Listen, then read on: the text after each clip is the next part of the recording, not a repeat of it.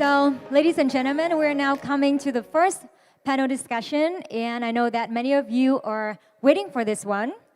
So, ladies and gentlemen, continue with this panel discussion. Let's explore the intersection of intelligence, AI, and data-powered marketing. We'll be discussing how these developments are reshaping the marketing landscape. This session will give us a detailed analysis of the new era of data-driven marketing strategies, shedding light on the transformative potential of leveraging intelligence technologies to drive strategic decision-making and maximize marketing impact in the digital era. So for this panel discussion, I would like to call up on stage our panelists.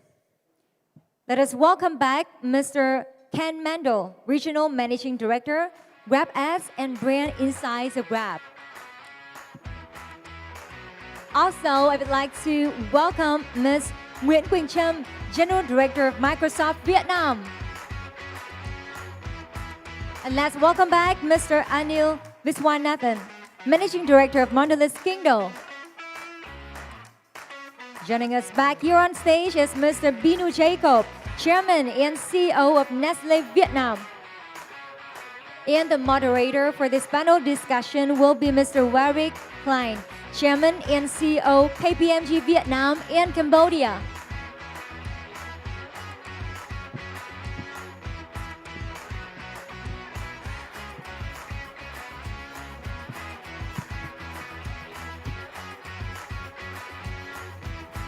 Welcome all the panelists. Thank you very much for taking your time to join us in this panel discussion. And right now, over to you, Mr. Quynh. Okay, hello, good morning everybody. Hey, so we've got a really an amazing panel here today, and we're going to talk about what I think is one of the most exciting topics in the whole world, but certainly in the world of marketing, which is the adoption and use of artificial intelligence in our marketing. So I'm going to start by asking the room a question, and I'm going to ask you, when you think about AI, do you feel scared or excited? So I want to hear you put up your hand if you feel scared about AI. Oh, do you feel excited about AI? Okay, quite a few people don't know about AI. So maybe after we've had this this panel discussion, we'll have a better feeling about it. Perhaps I'll ask the panel, how do you guys feel? Do you feel scared or excited, Anil, about AI? I guess in equal measure. Very good. Go along. We feel very excited. Yep. And I will share later how do Vietnamese feel about it. Right, yes, yeah, indeed. I'd love to hear. We'll explore during this panel the experience of the panelists on how their clients and counterparties and everybody are feeling about AI, so that'll be fantastic. Binu. Yeah, I think I would say it's a mix of the two, but definitely I'm also terrified. Terrified? Terrified. And I think you need to be terrified, because if you're not, that means you're ignoring it. Right, right. Ken, you're a man that doesn't get scared of anything, right? How do you feel about the AI revolution? I don't know about that. I'm scared of my wife, but I'm definitely excited. Right, brilliant. So we have a combination of people that are super excited and are terrified. So I think that really sums up how a lot of us are feeling about AI, because it's such a dramatic and important change. So we have around 40 minutes this panel today. We're going to talk about how the organizations represented on the stage here, and we have the world's leading companies on the stage, which is fantastic, including KPMG. And we'll be talking about how these companies are thinking about AI, both here in Vietnam and elsewhere. I'm going to ask the panel to dive into some of the practical use cases for AI in their organizations and how they're seeing it apply. There's a lot of people in this room that work in the marketing field, and I'm going to ask this panel of leaders how they think AI is impacting the skills that they need and the roles and the careers of people in this area. So we're going to have a pretty wide-ranging discussion, and I just want to thank the panel for really coming along and putting your time into putting your thoughts together to help us think about this really big topic. So let's start really by thinking in a pretty big picture sense about artificial intelligence and how it's being employed in the companies. And I'm going to start with you, Bunu, for this question at Nestle. How are you guys thinking about AI? How are you practically employing it in Vietnam? How important is it to you? I think one of the first things we did or more than a year back is we created our own internal AI tool, which we call the Nest GPT. And in some ways, it's like ChatGPT because we actually partnered with Microsoft to develop this for us. But the difference is we integrated our own data into this. So when you do the search, it's not just about what comes out from the World Wide Web, but it's also integrating with the internal knowledge that we have. And we encourage our employees to start using this, playing with this. So this is the first thing. The second, maybe I'll give you a very concrete example, is the work we are doing now on Milo. As you know, the purpose of Milo is to help kids stay more active. But the unfortunate truth in Vietnam is a lot of kids, because of the pressure on academics, don't get to play enough sport. And they don't have coaches to help them to get better at sport. So this is where AI can come in. And we've created a tool called the Milo AI Coach, where kids can get to practice and exercise on a daily basis. This is not new. A lot of apps are out there to help kids to encourage. But what's new is kids can practice, exercise, and the AI tool will tell them the accuracy with which they're doing it and to continuously help them to keep improving. And over, and with thousands of kids joining this program, the tool gets better and better at identifying mistakes in the way they do exercise. Today, it's only on exercise, but it's in the beta phase. We are now extending it into other sports like football, tennis, things like that, where kids can actually play and figure out how they can keep improving the game. Yeah, brilliant. So it's coming into your organisation in ways that you wouldn't imagine. Actually, you've really got to stretch your mind to think about the applications like that. I'm going to go across to you, Ken. And by the way, congratulations on your team winning the MMA Brand of the Year. Thank you. Very, very exciting. So when we talk about AI in business, a lot of it's driven around big data and data and analytics and all sorts of things. How are you feeling about it in the world of Grab? I mean, as a technology company and a super app that was, we're not hundreds of years old like some of our friends on the panel, and so we had to start with AI from day one. I mean, there was no choice. So it's nothing new for Grab, but what's new is how fast it's accelerating. We use AI for so many different things. We build our own maps as well. We don't rely on Google. So, think about just all the mapping, the algorithms that make sure the order gets batched properly, the car gets to you on time, it picks somebody else up, the driver doesn't have to go to another location, it's a more convenient pickup for her or him. So AI is pervasive through the entire organization. We use it obviously for support. That's where we're starting to see a lot of productivity. So our help center, we're translating on the fly 6 languages in real time, but not just like the dictionary equivalent of the language. We're translating colloquialism, meaning like if you think about Malaysia, they, for whatever reason, McDonald's is MECD, MEKDI. The algorithm, the AI picks that up and quickly says, this is how people search for McDonald's. And so what we're seeing is, using it obviously for fraud detection as well, advertising. I mean, the way the ad is ranked, the way it reaches the right consumer at the right time, at the right place. So I guess what we're seeing though is the productivity is amazing. So similar to Nestle, we have GrabGPT. All of our files are indexed, meaning that I can search and find things very quickly, especially all the acronyms that we use in our company. But really the 2 biggest lifts that we see are, as I mentioned, the translation, but also merchant onboarding. Imagine all the menus that we have to digest. So it's a painful experience for a merchant. They have to, take their physical menu and then somehow digitize it. Now they can do it with a photo, and then they can edit it, or they could do it by voice. And that's really one of the key improvements. The other one that we're seeing is marketing.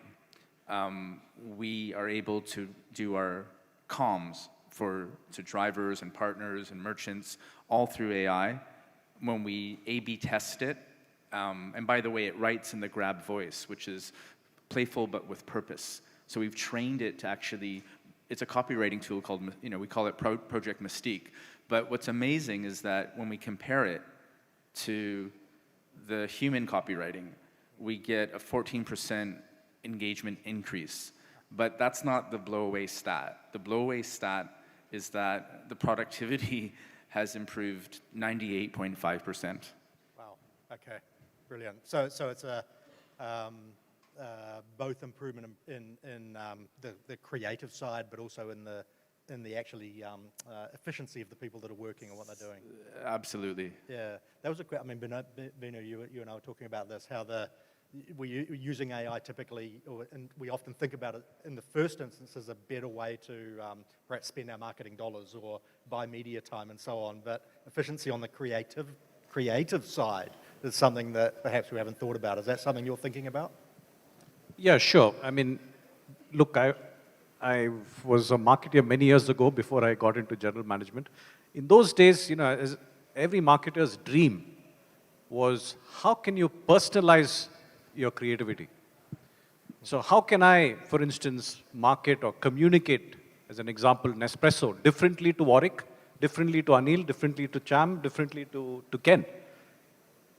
Until a few years ago, it was not even possible to segment and communicate differently. Today, you can do that.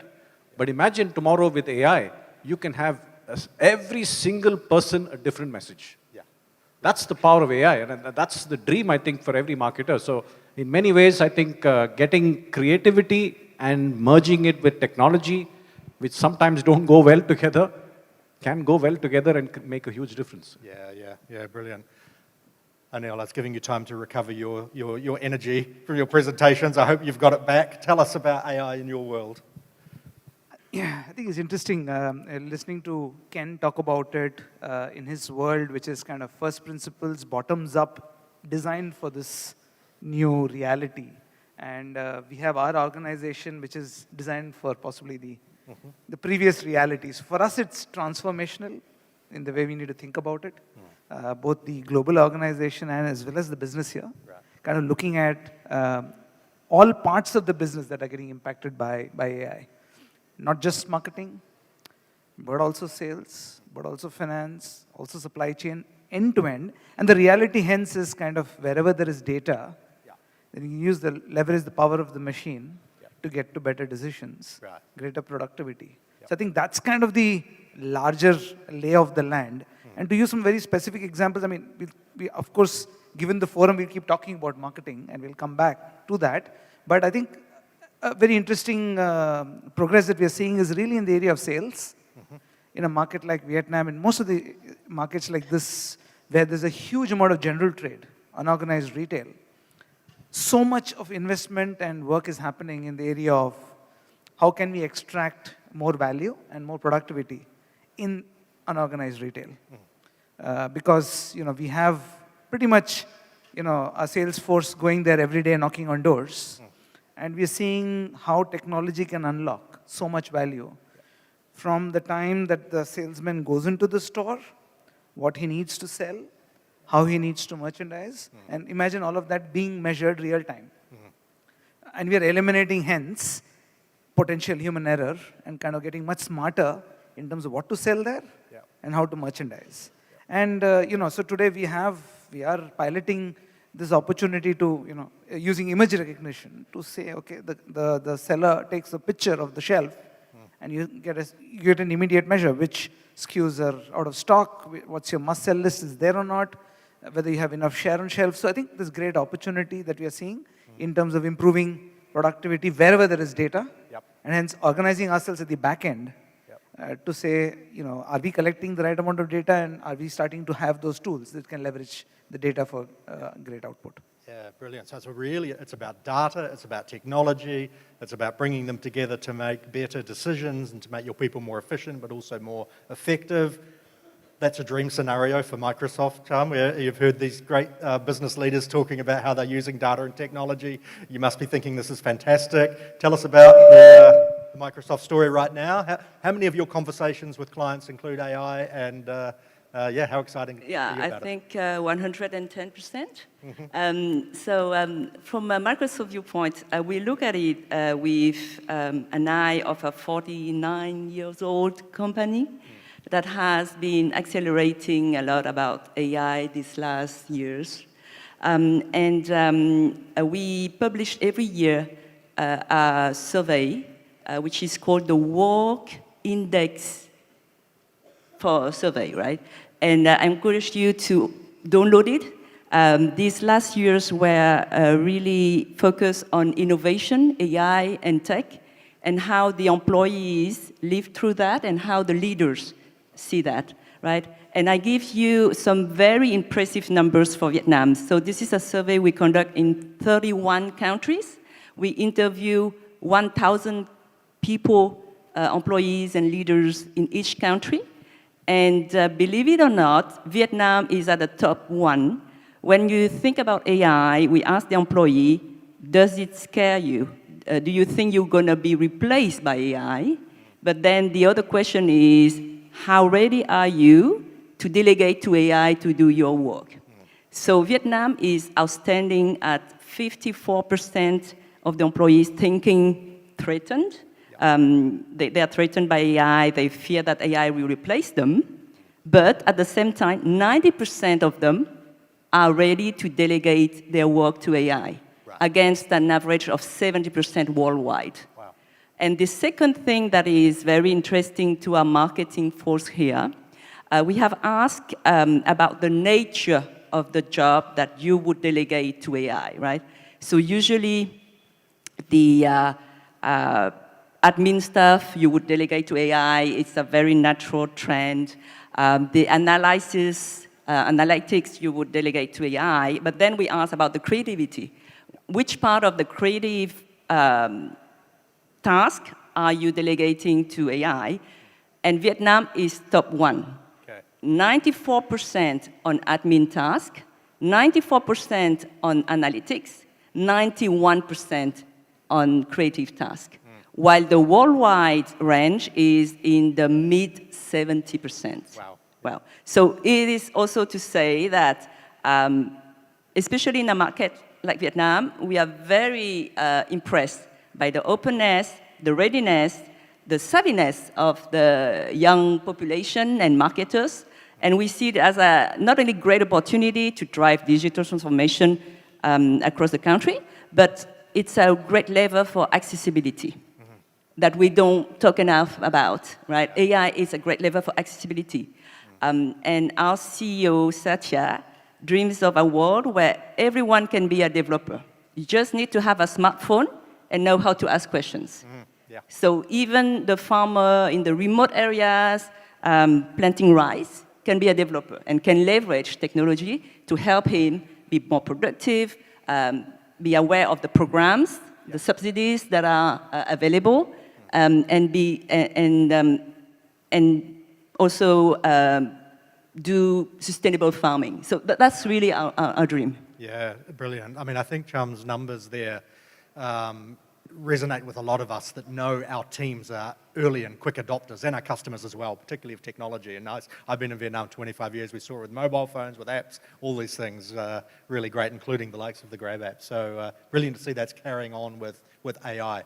Tram, well, you got the microphone. I want to move now into some of the real practical use cases. And I know you brought along perhaps a video as an example of a use case internationally that we should think about. So this is just to show you how AI can improve the productivity of not only very functional teams that are doing analytics and data and production, but also more content production teams, right? Editorialists or marketing analysts. So how AI can leverage really the power of the new features to also help the organization organize differently their communication and their interactions with the customers.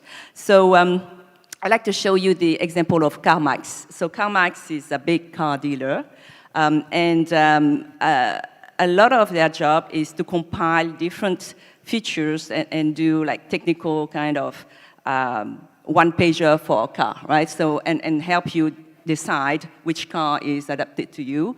And they base a lot on all the feedback and ratings from a very, very large pool of data.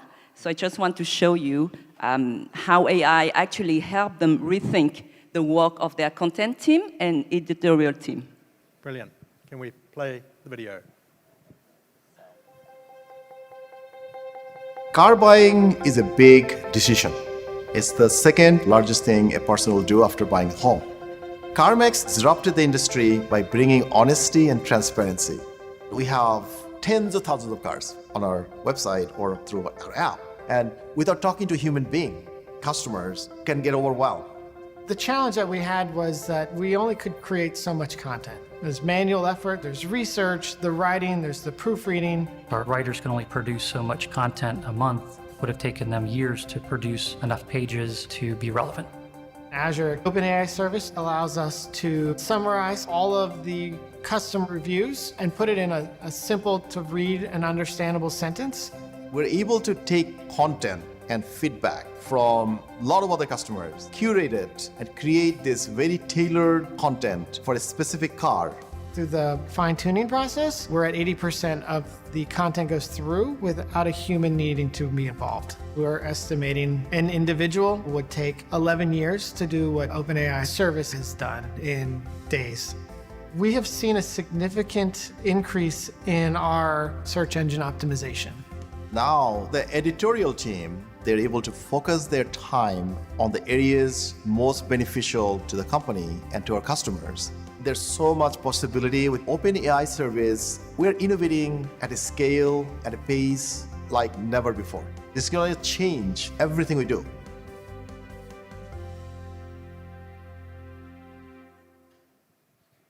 Brilliant. So are you seeing that sort of conversation in your Vietnam customer base? Is the market where these people are and how they're thinking about deploying? Yes, so we are very proud that one of the Vietnamese banks actually was the first AI workflow open in Southeast Asia, right? So our customers first need to address a very young population as compared to other countries.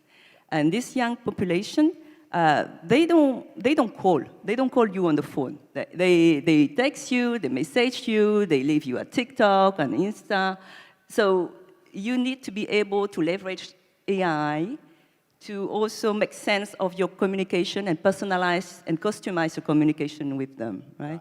I think Vietnamese brands are very aware of that, and are really open also because the workforce is young, the consumer base is young, and everybody is very open to leverage the best of AI. And of course, you need to train the model. So the experimentation is a part of the process.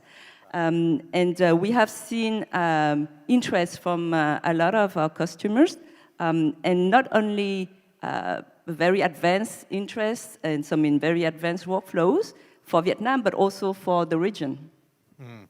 Training the model is right, and what Cham's touching on there is the role that data has as it flows into these models, and how we use it, how we get good information out of it. Ken, I know you've been thinking a lot about that, and what's your reaction to the video, but also what Cham's saying about data? I mean, brilliant video. I mean, Microsoft is also a partner of Grab's. We use Azure. We have over 1,000 models using Microsoft OpenAI. So think about that, 1,000 plus actually. And what's interesting though is the cost of training these models is falling and falling and falling. Right. And so you have these things coming together where you're getting much more powerful models at a cheaper and cheaper price. Yep. And that's the sort of crazy, scary, smart scenario. Right, which multiplies the use case. I mean, look at the numbers that, I was talking about 98.5% productivity. I think they were talking about 80 plus. I mean, you don't see numbers like this. People are usually happy with 10%, 15%. Yeah. When you're starting to see like a 98.5% increase in productivity, yeah, that's like off the charts. Yeah, brilliant. So we're hearing a lot about data, about how we utilize it, how we exploit it. I'd like to hear how we're making it real, perhaps on the field. We have two giants here of the consumer goods sector, amazing brands that we all know and love. And I know they're looking at each other and watching each other all the time. Binu asked me to ask you a question, Anil, about a campaign that you guys ran, but I'll let him ask you. What were you curious about a campaign you observed being run by Anil's organisation? Yeah, I think, FMCG companies, we always look at each other and always benchmark, right? And one of the things that stood out for me when I looked at the work that Mondelez had been doing, especially the one in India, and I see both Anil and Samir, both of them were part of this team that first looked at AI in marketing many years ago before it became a thing. And the work I think Mondelez did to promote Cadbury's and using a celebrity, but really helping small retailers in India during a very difficult time post-COVID, I think is a great case study. So I thought, since Anil is here, it will be a great idea for Anil to share himself how they conceived this idea in the first place and how they made it into a reality using AI.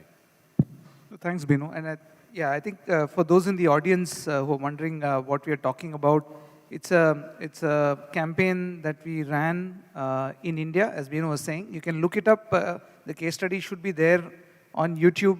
They call it, it goes by the name either Not Just a Cadbury Ad or Shah Rukh Khan My Ad. The other two ways you might find the tag on YouTube. I think it's a great example of the point that we were discussing. I mean, Ken was discussing about the art and science of great marketing campaigns. You have a great idea, and then you have a technology that helps bring the idea to life. So here the idea was very simply that just like Vietnam, India also has a lot of unorganized trade. And as you can imagine, during COVID, they all got shut for months and months. I think the lockdowns were kind of managed very well in Vietnam. In India, it was quite a mess. And hundreds of thousands of stores were closed. And we're getting close to this festival called Diwali, which is like Tet in India. And the whole objective was, can we help these stores in any way? And how can we help these stores sell more during the peak festival period? And that's where we conceive, our agency partners, Soms is here, Ogilvy worked on this idea, and of course, along with Wavemaker and many other partners, we brought it to life. The starting point was an ad. We wanted to make a communication. We wanted to make a piece of communication telling, let's go help our local retailers. And then we realized that just keep making an ad and just announcing something may not just be enough. Can we do something for the stores which is personalized? And we all know that the value of personalization is so high. So we said, can we personalize? And that's where we hit upon a way in which we can get the biggest celebrity in the country to personalize and make an ad for every store in the country. So any store could go on to their website and put the name of their store, and we could generate an AI-built model which got the biggest celebrity in India, make an ad for that store, saying, come to my store this Diwali and buy products from my store. So all we had to do was get the celebrity to record multiple words over many hours and then feed it into the model. And then the AI could generate the celebrity speak out the name of every store individually. So it became a personalized ad for that store. So that's the power of what a machine can do if you train it to deliver a certain task. I think we spoke about the cost is dropping and the quality of these models are improving, and Ken mentioned that. So when we started the model, the first video took 20 minutes. By the time we hit the 100,000th video, it came down to 3 minutes. So within a few minutes, a guy could get a personalized ad made for himself, download it and show it, share it in his social media network. So that is the power of technology. I think the other point that those of you who are listening to Ken's discussion, he mentioned a very important point, which is around experimentation. So the way we hit upon this was really that we were working with multiple startups. And many startups were working in this area of customizing and generating content at scale. So today, what are we going to discuss on AI? It's about generating content at scale, text to image, text to video. You know, the world is out there in terms of what can be generated almost real time. So we were working with multiple startups and trying to experiment, doing small experiments on our brands. And when we got this great idea that came to us, we were able to leverage this technology and bring it to the service of this idea. So I think getting the idea and the technology to work together makes really the quality of the output go really miles ahead. Yeah. See, that's why we're frightened. These cases, which are so powerful. Personalization at store level is really interesting. Obviously, a lot of marketing now is personalized to the individual consumer level as well. That raises enormous opportunities, but also raises ethical considerations and how we deal with individual data and how we should think about that. Perhaps I'll throw, I don't know who wants to pick that up as something to talk about. Benu, personalization at consumer level and ethics and... Yeah, maybe connected to what you were talking about is, why is it terrifying? I don't know if any of you are aware that just a few months back, Sam Altman actually said, 95% of the marketing work that we are doing today will no longer exist a few years from now. 95%. That's a massive, huge number. Now, even if he's wrong, maybe it's not 95, maybe it's 70, maybe it's 60, but that's still a huge number that us as marketers, most of us in the room, need to be aware of. And it doesn't mean that all the jobs are going to go away. He only said 95% of the work will be done by AI. There will be new work that's developed, because don't forget, Anil and I come from an era when most of the marketing was traditional marketing, right? And if you look at from those days to now, the number of jobs haven't gone down, they've only increased. So I don't think the number of jobs will go down. It's just the work that is being done today will change significantly. And we all need to be prepared for this change. Now the thing is, if you take an example, if you're in the business of creating names or brand names, think again. These jobs will probably not exist, because in a matter of a few seconds, you can get hundreds of and permutations and combinations of great names that you don't need humans to do. If you're in the business of logo design, you can get apps like Kiddle that will give you options of logo design, provided you give a good brief in a few seconds. So the kind of jobs that are being done today will change. And I think as marketers, you need to really stay ahead, start rethinking your models. If you're an agency, you need to think how the agency is going to change for the future. And internally in the company also, you need to change. There will be new jobs like brand standards, because AI will never be able to tell you what is appropriate for a brand. You have to design brand standards that are very different. So the jobs will change. Now the point is, I think, how are we going to adapt for this new reality? And what is the mindset? I seriously don't think it will be technology that's going to be the big impactor. The big impactor is going to be mindset. How are we going to change ourselves with this mindset? Now, we keep hearing about, yes, people who are mentally more agile as marketers will thrive. Marketers who are more open to new ideas, new innovation will thrive. But I seriously think one of the key traits that marketers will need to have is the trait of collaboration. It's collaboration. Now, why am I saying collaboration? Because, even in our own organization, Nestle, every time I give a project to two kinds of people, there are these individual superstars. You give them a project, they go back, they work on their own, they come back with some good ideas. And then there are what I call the natural collaborators. You give them a project or a task, they don't go and work by themselves. They bounce it off a few people, build off each other's ideas, and they come back with ideas that are even better than the first group. But think of what's going to happen with AI. You're not going to have 4 or 5 people to bounce off. You have tens of thousands of people who can help you ideate through AI. So the natural ability to get inputs from tens of thousands of people is a great skill, I think, that we sometimes don't realize. And I think that's the difference between people who will thrive with this AI and the ones who won't. And maybe just building on the terrifying bit. So, of course, I mean, mindset is a very important bit, and maybe the second bit that is terrifying us is, and hence maybe let me start with the solution and then say why is it important, is really about creating frameworks. Because, the point is in what you were mentioning about the fact that these are all models, and it's about the input that you feed into the models. Yep. And we are seeing we all saw and laughed at the Gemini disaster. The power or the fear of bias. And the bias in the data, creating content that you can't control. Yeah. So hence the need for a framework. Yeah. I would urge many of you who have not read this interesting book that I read recently called You Look Like a Thing and I Love You. It's by it's a very popular writer called Janelle Shane. She's got a big blog, and she writes about AI. And she talks about these multiple use cases where bias is creating such chaos in the kind of decisions. Like, for example, in the area of hiring, so many companies are finding it so difficult when they try to deploy AI, and they see these biases come up in the way hiring is happening in the organizations, or way the candidates are selected in colleges as colleges are moving to using AI, just as one use case, or the insurance industry and the struggles there. So, would you want an AI to calculate your insurance score and your credit worthiness?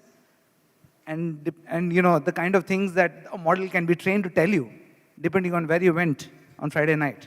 So, I mean, that's the scary part, and hence the need for a framework. Yep. So I think internally we're thinking of how do we create a framework that ensures that there are ways and means in which we have to at least recognize the bias. I don't think anybody has found an answer to eliminate the bias yet, but at least recognize where could be the biases and how are you going to build your models keeping these biases in mind. Yeah, it's a really complicated area.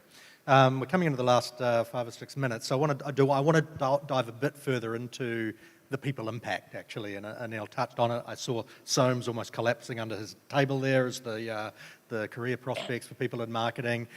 Chum, I think you've got another video around the role of marketeurs, is that right? And we can have a look at that and think about the impact there. So before I show the video, I also wanted to share an observation in working with many brands.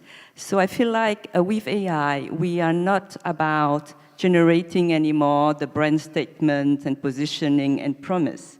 We are about positioning what personalized experience do you live with the brand. So the whole paradigm, I think, has shifted into the experience that you deliver and how you can do it at scale in a personalized and unique way. And we can see it really in the engagement we have with other brands. The customer experience is important, not only because for business, but if your employees can make the customers feel good, your employees are also going to feel good and make more impact to the company, right? So it's an interesting way to look at it. And we have been doing a lot of work with insurance companies. When you call an insurer, is in most of the case a stressful situation. Something happens. And how can also AI help guide the human conversation to build comfort, build assistance, and actually to also be effective? When you call because you had an accident with your car or something went wrong, you don't want to repeat yourself. It's a bad, negative experience. But at the same time, the insurer needs to collect enough details and information to leverage the policy, right? So how AI can help you do that, and also at the same time, give you comfort during the call with sentiment analysis. So this is what I want to show on how some of our customers in the insurance field are leveraging AI to do that. Brilliant. Can we play the video? So this is a demo. You will see some Getty image waterprint because the people don't exist, but it's just to illustrate. Okay.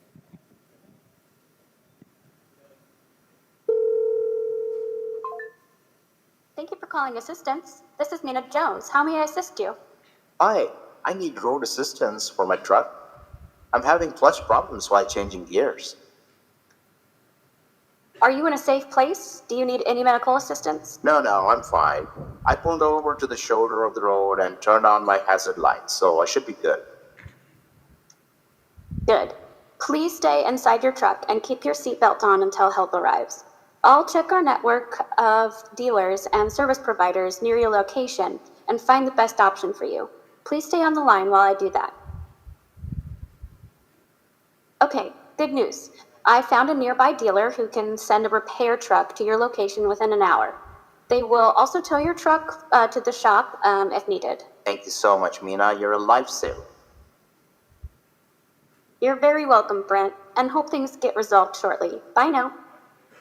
So what is important here is that you can see real time that AI analyzes even the silence, the words, the breath, and then can indicate to the agent the state of mind of the customer. And then you have recommendation on what she needs to do to help him and give him comfort at the same time. So you can see in the back end a lot of analysis that will also pull what your offering is, right? If you're offering, what is your next best move? What is the next best step for you? And it will also very simply suggest you in natural language how you can interact and keep the engagement and drive it towards positive sentiment. Yeah, right. So that, I mean, Ken, you mentioned you've got thousands of those sort of routines running in the back end of your platforms. Does that resonate with you at Grab? Absolutely. You know, what's also important in that is, I assume the agent in that case was AI, but there comes a point where you need to know when to throw it to a human, right? And so this concept of agents is quite interesting because even though we call it agent, I think everyone in this room will eventually have their own personal co-pilot or agent. I know that sounds weird, but you really will have in your pocket or on your glasses, the form factors are going to be super cool, your own agent, your own co-pilot, to use a Microsoft term, you know, and so there are times though that you have to realize that if the sentiment went down, maybe the AI is not doing its job, throw it to a live customer care person. Right. But in that case, the AI did a great job. Yeah. And so, you know, and just talking a little bit about, you know, because we were talking about collaboration, Binu's point, which I love, we're going to have to get comfortable collaborating with machines.